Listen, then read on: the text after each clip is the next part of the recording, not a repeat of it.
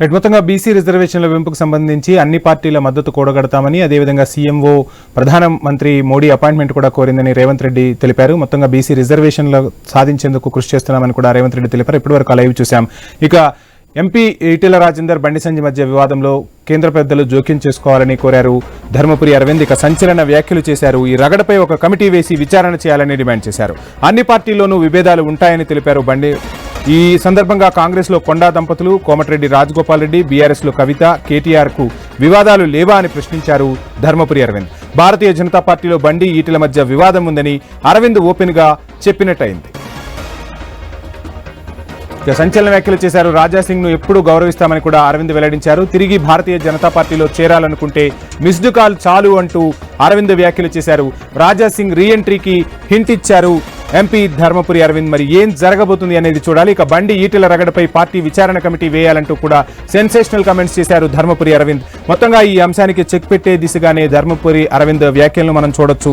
మొత్తంగా కేంద్ర మంత్రి బండి సంజయ్, ఎంపీ ఈటెల రాజేందర్ వివాదంలో పార్టీ అధిష్టాన పెద్దలు జోక్యం చేసుకోవాలనే అభిప్రాయం వ్యక్తం చేశారు. అదేవిధంగా ఎమ్మెల్యే రాజాసింగ్ కు సంబంధించి కూడా కీలక వ్యాఖ్యలు చేశారు. రాజాసింగ్ సిద్ధాంతాల ఆధారంగా పనిచేసే వ్యక్తిని, రాజాసింగ్ ను తాము ఎప్పుడూ గౌరవిస్తామని, ఒక్క మిస్డ్ కాల్ చాలు మరలా పార్టీలోకి రావాలి అనుకుంటే అంటూ ధర్మపురి అరవింద్ చేసిన వ్యాఖ్యలను మనం బ్రేకింగ్ లో చూస్తూ ఉన్నాం.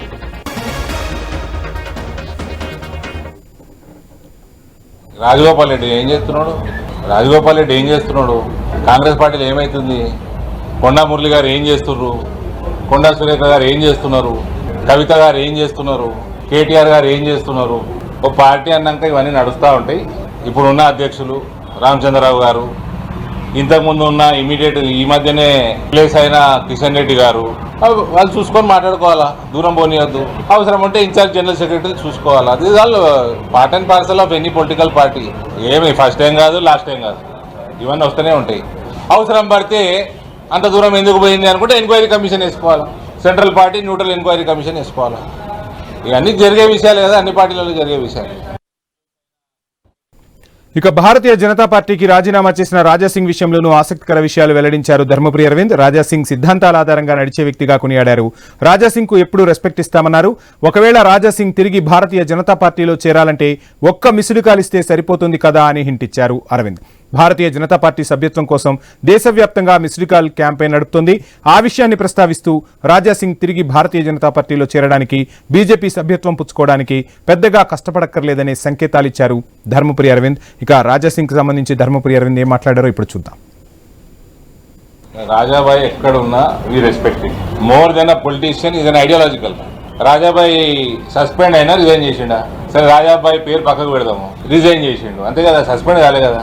ఆయనకి కారణాలు ఏమున్నా ఆయన రిజైన్ చేసిండు. రేపు మిస్డ్ కాల్ ఇస్తాడు. మాకు మిస్డ్ కాల్ ఉంటుంది కదా మెంబర్షిప్ కి, ఇస్తే ఏమవుతుంది అడుగుతున్నాను. My question. నేను రాజాసింగ్ గారు అంటలేను, బీజేపీ అంటలేను. పొలిటికల్ పార్టీ మెంబర్షిప్ తీసుకోవాలంటే మిస్డ్ కాల్ ఇవ్వాలి. రకరకాలు ఉన్నాయి, మిస్డ్ కాల్ కూడా ఉంది. ఆయనని సస్పెండ్ చేయలేదు కదా, ఆయన ఏదో మనస్తాపం చెందిండో ఇంకేందో రిజైన్ చేసిండు. రేపు మిస్డ్ కాల్ ఇస్తాడు అంటే నాకు తెలియక అడుగుతున్నా, మిమ్మల్ని అడుగుతున్నా. మిస్డ్ కాల్ ఇస్తే ఏమవుతుంది? మీరు అన్నట్టు మెంబర్ అవుతుంది. ఎవరైనా మాట్లాడుకోవాలి, పోయి మాట్లాడితే అవుతాడా, ఆయన ఇచ్చి ఆయన అవుతాడా, అది ఐ డోంట్ నో. రాజా